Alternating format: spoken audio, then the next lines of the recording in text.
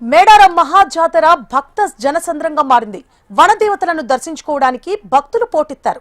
తెలంగాణ నలుమూలల నుంచి భక్తులు తరలివస్తున్నారు. ఏపీ, ఛత్తీస్గఢ్, మహారాష్ట్ర నుంచి కూడా భక్తులు తరలివస్తున్నారు.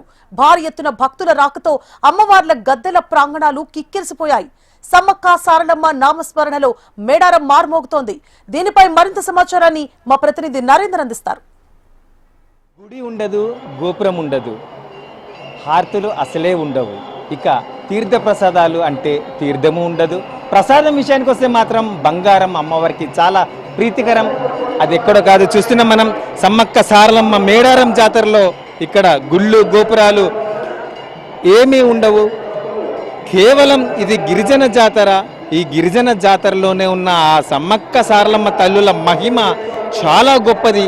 అందుకే కేవలం గిరిజనులే కాకుండా అన్ని రకాల, అన్ని వర్గాల, అన్ని కులాల, అన్ని మతాల, అన్ని వర్గాల ప్రజలు కూడా ఇక్కడికి వచ్చి ఆ తల్లుల దీవెనల కోసం పరితపిస్తుంటారు.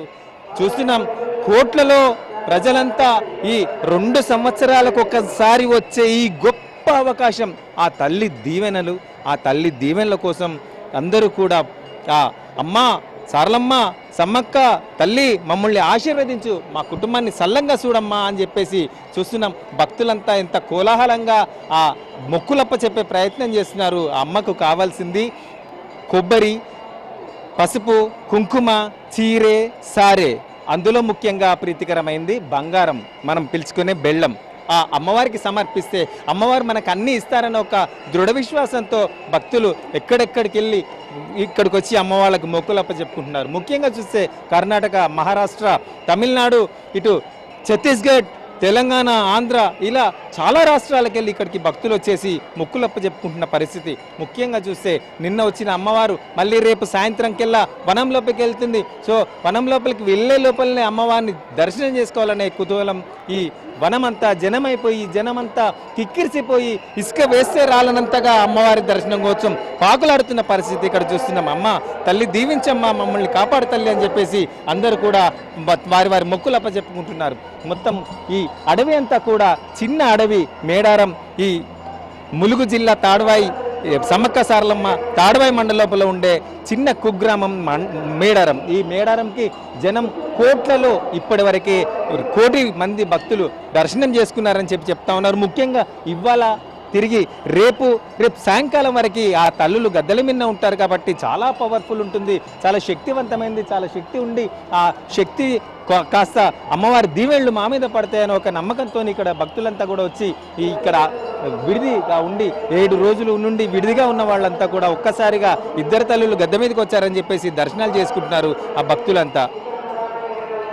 అమ్మవారి దర్శనం అయిపోయిందంటే ఇంకా ఆ బెల్లం ప్రసాదం పట్టుకొని ఆ ఇండ్లలోకి వెళ్ళి ఆ ఇండ్లని పావనం చేసుకోవాలి. ఆ శక్తి అంతా కూడా మళ్ళీ 2 సంవత్సరాల వరకు కూడగట్టుకొని దాచుకొని మరి మనం ఈ ఇంటి సస్యశ్యామలంగా మన కుటుంబం ఎదుగుదల కోసం తల్లి అమ్మ నామస్మరణ చేసుకుంటూ జీవించాలి అని చెప్పేసి అందరి తపన చూస్తున్నాం.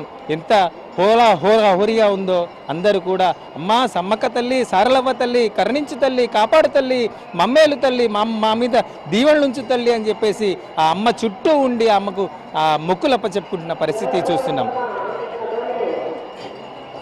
ఇది నిర్వహించి విజయవంతం చేసేందుకు ఇక్కడికి వచ్చే కోటాను కోట్ల భక్తులందరికీ ఆ అమ్మవారి దర్శనం దీవెనలు ఇప్పించేందుకోసం రాష్ట్ర ప్రభుత్వంలోని 21 శాఖల వాళ్ళందరూ కూడా ఇక్కడికి వచ్చేసి వారికి సేవలు అందిస్తూ ఉన్నారు.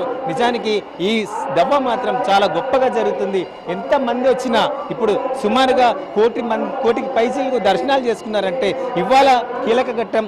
రేపు సాయంకాలం వరకు కూడా దర్శనాలు కొనసాగుతూనే ఉంటాయి. ఇంకా భక్తులు వచ్చే అవకాశం ఉంది కాబట్టి సుమారుగా 2 కోట్లకు పైసలకు భక్తులకి దర్శనం చేయించిన భాగ్యం ఈ అధికారులకు దక్కుతుంది. ముఖ్యంగా ఇందులో పోలీస్ పాత్ర చాలా కీలకం.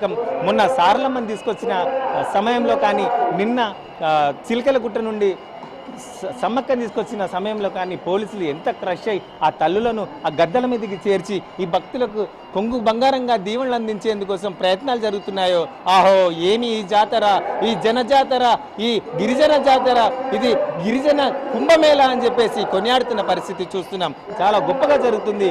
ఈ అవకాశం ఇక్కడికి వస్తే కానీ, ఇక్కడ తల్లి దీవెనలు దొరికితే కానీ ఆ చల్లని చూపులు మన మీద కరుణా కటాక్షాలు పడితే కానీ తెలుస్తుంది అని చెప్పేసి అందరూ కూడా పోటీపడి అమ్మకు ఆ మొక్కులు సమర్పించుకున్న పరిస్థితి అయితే చూస్తున్నాం. ఈ అవకాశం రేపు సాయంత్రం వరకు కొనసాగుతూనే ఉంటుంది. తిరుగువారం వరకు కూడా చాలా మంది వచ్చే అవకాశాలు కూడా ఉన్నాయని చెప్పేసి అధికారులు చెప్తున్నారు. మొత్తానికైతే చాలా గొప్పగా ప్రపంచంలోనే ఈ ఒక్క జాతర చాలా గొప్పగా గిరిజన జాతర కొనసాగుతున్న పరిస్థితి చూస్తున్నాం. Cameraman Sampath Narender, HM TV, Medaram.